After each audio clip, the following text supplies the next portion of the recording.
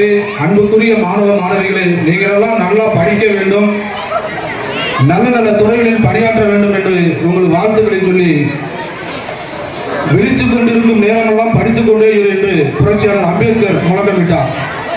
இன்றைக்கும் உலகம் முழுவதும் அவருக்கு பிறந்தநாள் விழா கொண்டாடி கொண்டிருக்கின்றார்கள். நீ மொழி மனிதனாக ஆக வேண்டும் என்றால் நீ கல்வி கற்க வேண்டும் என்று பேரறிஞர் அண்ணா முழக்க